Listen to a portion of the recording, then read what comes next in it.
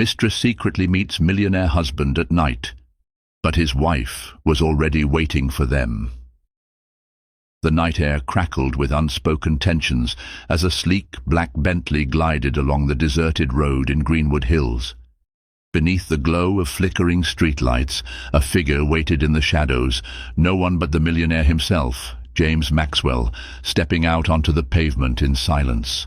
His heart pounded with a dangerous thrill, for he was about to meet Vanessa, his clandestine lover. Little did either know that someone else was watching. Somewhere, shrouded in the darkness, stood another figure, Margaret Maxwell, James's elegant wife, who had pieced together fragments of suspicion to form a harrowing plan. Tonight, the truth would blaze into the open. The morning sun in Greenwood Hills streamed through the floor-to-ceiling windows of the Maxwell mansion, bathing the marble floors in a shimmering glow. Standing in the foyer, Margaret Maxwell exuded the calm composure of a woman who had everything under control. She was tall, with chestnut hair that framed a face marked by equal parts intelligence and pride. As she flipped through the mail, her eyes landed on a plain white envelope, no return address, no hint of who might have sent it. Inside, there was a single typed note. "Your husband isn't who you think he is." Margaret's heart fluttered for an instant, but she pressed her lips into a tight line and slid the letter into her purse. This wasn't the first sign of trouble she had received in recent weeks. Strange phone calls at odd hours, cryptic messages about James's late nights at the office, rumors swirling among the Greenwood Hills elite. None had ever been this direct. A part of her wanted to confront him immediately. Yet another part, the more calculating side that had propelled her to the top of the city's philanthropic social circle, told her to bide her time. She could not accuse her husband, the wealthy real estate mogul, without solid proof. That afternoon, Margaret prepared for a luncheon at the Greenwood Country Club, an exclusive gathering spot for the town's most influential women. She dressed impeccably in a cream silk blouse and a fitted pencil skirt, sliding her arms into a tailored blazer that highlighted her trim figure. Her diamond wedding ring sparkled under the overhead lights, a physical reminder of the vow she had made to James nearly 20 years earlier. Holding on to her composure, she left the mansion, letting the private driver navigate the winding tree-lined streets. At the country club, small talk fluttered among women who prided themselves on their refined manners and impeccable social standing. As Margaret sipped her peppermint tea, she heard hushed discussions, rumors that James was spotted in a downtown hotel late at night, glimpses of him dining with an unknown woman in a discreet private booth.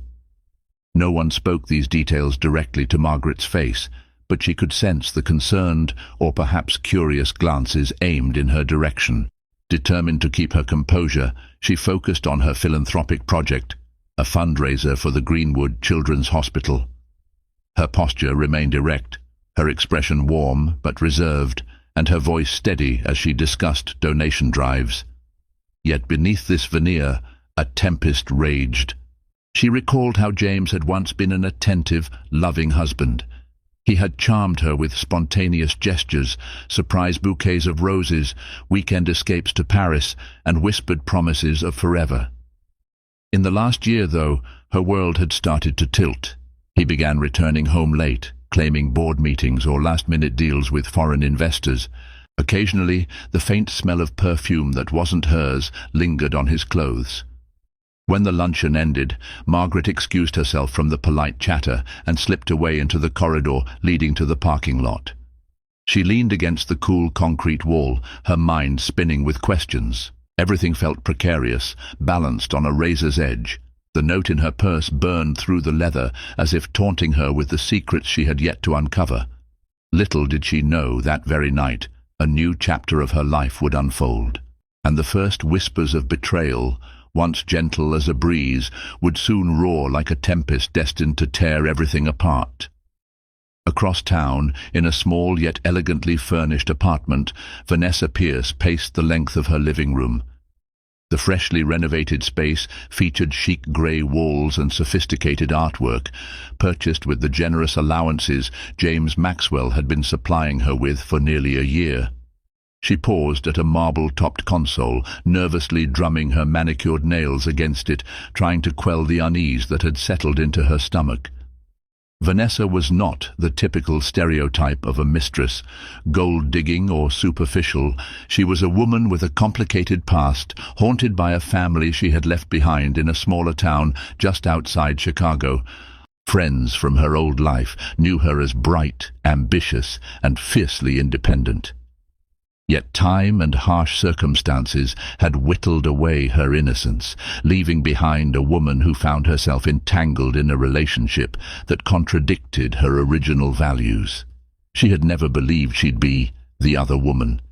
Yet here she was, enveloped in a cycle of lavish gifts, emotionally charged secrets, and stolen nights. It had started innocently enough. A year ago, she attended a real estate expo in Greenwood Hills, hoping to network.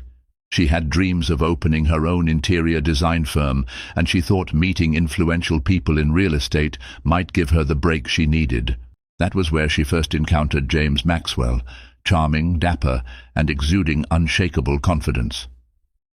He had approached her after a seminar, praising her keen insights on design trends. Their conversation flowed effortlessly, quickly shifting from professional topics to more personal terrain. As the evening wound down, James had invited her for a drink in one of the expo's exclusive lounges. In retrospect, Vanessa recalled the fleeting pang of guilt that hit her when he mentioned he was married. But he also painted a picture of a lonely, misunderstood man whose wife had grown distant. He claimed their relationship was more of a business partnership now, devoid of real affection. Eager to believe she wasn't wrecking a home, Vanessa allowed herself to become entangled in James's life. The promises he made, help with her design business, emotional support, and a bright future, lured her deeper into a maze of moral compromise. Over time, the relationship took root in late-night rendezvous at five-star hotels, hush-hush phone calls, and expensive gifts that made her feel both adored and uneasy. Vanessa had never known someone who could make her feel so significant and so guilty at the same time. Gradually, she found herself trapped between fervent love for James and the bone-deep shame of being his secret.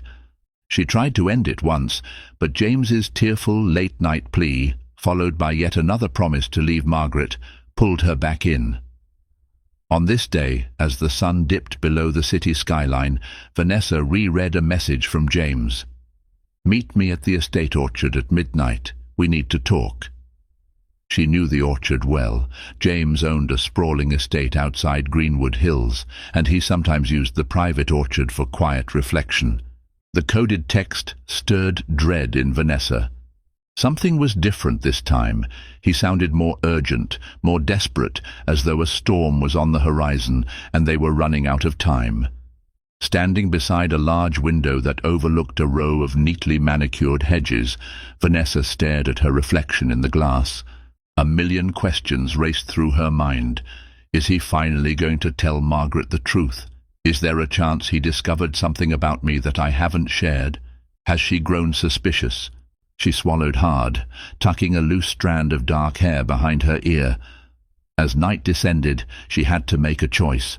Run now and avoid the inevitable fallout, or risk everything for the chance to be with the man she was beginning to love. In a moment of determination, Vanessa grabbed her designer coat, set her chin high, and resolved to meet James later that night. Everything, her integrity, her future, possibly even her safety, hinged on what would happen beneath that orchard's moonlit canopy. Inside his expansive private study, James Maxwell stared intently at the documents spread across his mahogany desk. The polished surface reflected his conflicted expression. Tall and broad-shouldered, with a commanding presence built over years of business negotiations, James had forged an empire in real estate. However, at this moment, the steady confidence that usually defined him was nowhere to be found. Instead, worry lines creased his forehead, and his hands occasionally formed tight fists on the desk. In the solitude of that opulent room, where leather-bound books lined the shelves and a crystal chandelier cast shifting patterns of light, James pondered how it had all come to this. When he first met Margaret, He had been a young entrepreneur with big dreams and no safety net. Margaret came from old money and offered him the societal connections that accelerated his rise in the business world. Their marriage was, at first, filled with genuine affection and an alignment of ambitions. They built their life together, forging a partnership that seemed unstoppable to outsiders.